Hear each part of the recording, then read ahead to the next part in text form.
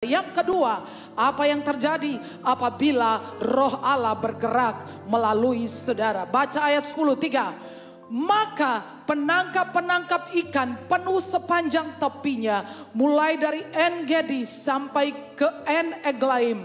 Daerah itu menjadi panjamuran pukat, dan di sungai itu ada berjenis-jenis ikan besar, ikan-ikan di laut besar, sangat banyak. Hayo saudara, mau menafsirkan apa? Ikan-ikan besar. Saudara mau ikan besar? Berkat-berkat besar mau? Kalau Roh Allah bekerja, berkat-berkat itu besar untuk saudara.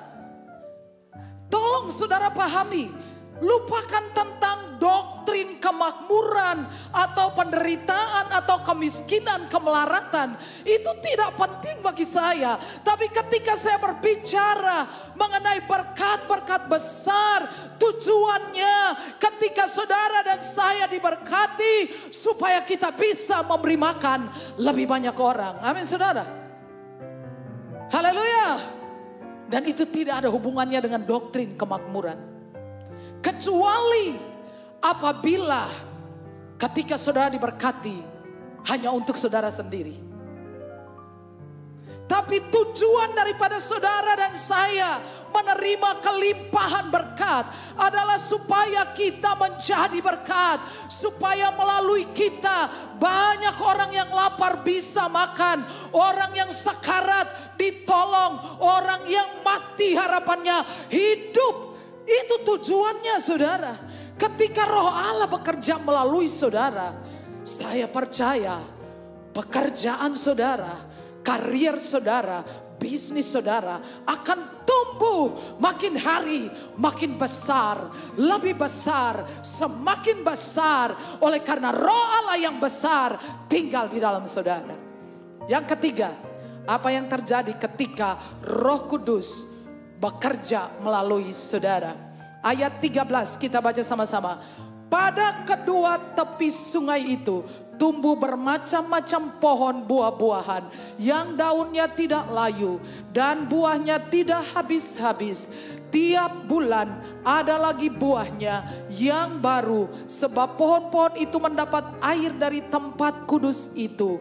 Buahnya menjadi makanan dan daunnya menjadi obat. Apabila Roh Allah bekerja melalui saudara, apabila Roh Allah mengalir melalui saudara, maka kemanapun saudara pergi, saudara membawa kesembuhan. Say yes. Haleluya. Saudara menjadi agen kesembuhan. Saudara letakkan tangan di atas orang sakit dan orang sakit itu sembuh. Tidak ada amin. Saya percaya. Saya bertanya kepada saudara, apakah Tuhan bisa menyembuhkan orang yang menderita penyakit terinfeksi COVID? Amin. Apa bedanya COVID dan kanker? Apa beda kanker dengan sakit panu? Apa bedanya panu, kadas, kurap? Sama aja bagi Tuhan.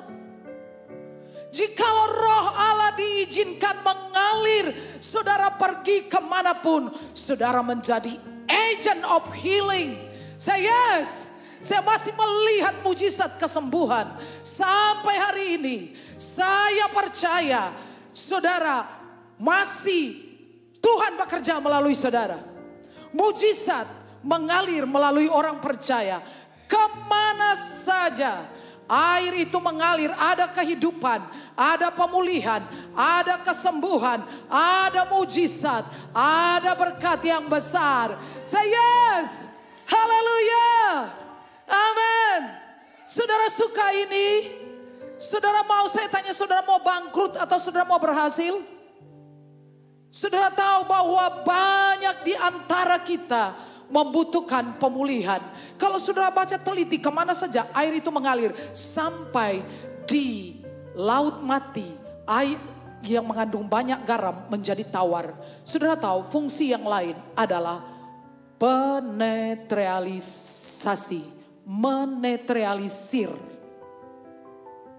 Dengan kata lain, pemulihan. Katakan pemulihan.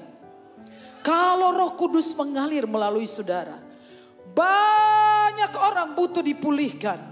Di dalam Mazmur pasal 126, harapan dari orang-orang Israel ketika Tuhan memulihkan keadaan kami seperti orang yang bermimpi, mulut kami penuh dengan nyanyian, lidah kami penuh dengan tertawa. Saudara, itu adalah harapan, dan saya tahu, saya yakin bahwa hari-hari ini ribuan jutaan orang di dunia berharap, bermimpi, berdoa untuk pemulihan, saudara. Setelah COVID-19 yang tidak tahu kapan berakhir, banyak orang membutuhkan pemulihan dalam pekerjaannya, bisnisnya, pelayanan mereka.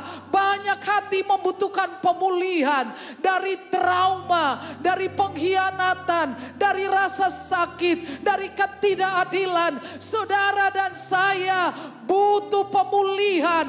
Bangsa-bangsa butuh pemulihan. Bangsa Indonesia butuh pemulihan, dan tidak ada seorang ahli pun, kepala pemerintahan sehebat apapun bisa memulihkan bangsa ini selain daripada kuasa Allah, kuasa Roh Kudus yang dicurahkan, yang sanggup memulihkan bangsa Indonesia. Oh haleluya, saudara. Ketika Roh Kudus diizinkan mengalir, pemulihan terjadi. Pemulihan terjadi. Dan sekarang yang kedua, pertanyaannya, bagaimana caranya Roh Kudus dapat mengalir melalui orang percaya? Saudara masih buka Yeskel pasal 47. Yang pertama, jika tubuhmu adalah bait Allah, maka Roh Kudus dapat mengalir melalui saudara. Karena saudara perhatikan bahwa air itu mengalir dari mana, saudara? Dari Jombang? Air itu mengalir dari bait Allah. Say yes. Jadi cara agar Roh Allah dapat mengalir melalui saudara adalah tubuh saudara harus menjadi bait Allah.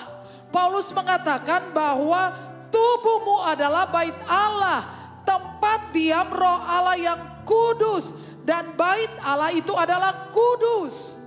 Tubuh saudara harus jadi bait Allah. Dan biar saya beritahu kepada saudara, supaya tubuhmu menjadi bait Allah, maka engkau harus bertobat dari dosamu dan percaya menerima Yesus sebagai Tuhan dan Juru Selamat. Say yes. Itu harga mati, saudara. Sudah saya tanya, kenapa sampai hari ini bait Allah di Yerusalem belum dibangun? Kenapa? Ada yang tahu jawabannya? Saya kasih tahu saudara, karena Tuhan Allah sudah pindah alamat. Alamatnya yang baru adalah di dalam hati orang percaya. Say yes. Kasih kemuliaan buat Tuhan. Tuhan Allah pindah alamat. Kenapa rumahnya di Yerusalem gak dibangun? Memang sudah pindah alamat. Alamatnya yang baru adalah dalam hati orang percaya. Say yes.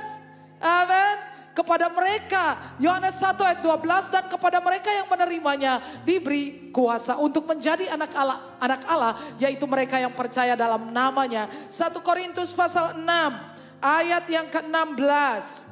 Atau tidak tahukah kamu bahwa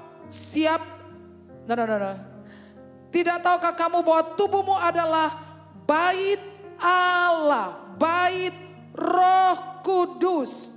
Say yes. Tubuhmu adalah bait Roh Kudus. Jadi supaya Roh Allah dapat bekerja, kau harus bertobat. Bilang sebelahnya bertobat. Tinggalkan dosamu. Terimalah Yesus sebagai Tuhan dan Juru Selamat. Yang kedua, bagaimana Roh Allah dapat bekerja melalui saudara? Jika engkau hidup dalam Roh, engkau harus hidup secara supranatural. Itu penting, saudara. Dewasa secara rohani. Hidup di dalam Roh. Kembali ke Yeskel pasal 47. Saudara perhatikan perlahan-lahan ketika malaikat itu menuntun Yehezkiel dan mengukur air sampai di mana? Di mata kaki. Oke? Lalu diukur lagi sampai di mana? Lutut. Diukur lagi sampai di mana? Pinggang. Diukur lagi sampai di mana? Dada. Diukur lagi. Kakinya sudah tidak bisa lagi berjejak. Ketika kakinya tidak berjejak, renang saudara. Kalau saudara nggak bisa renang, atau saudara renang gaya batu, saudara tenggelam. Tapi kalau saudara bisa renang, saudara tahu kekuatan tubuh saudara itu ditopang oleh air, benar? Benar saudara? Oke? Jadi setelah dia berenang-renang dalam sungai itu, lalu mereka kembali menyusuri sungai. Lalu kemudian firman Tuhan mengatakan, sudahkah engkau lihat? Saudara tahu penglihatan itu dia terima pada saat dia berenang-renang di dalam sungai air kehidupan itu.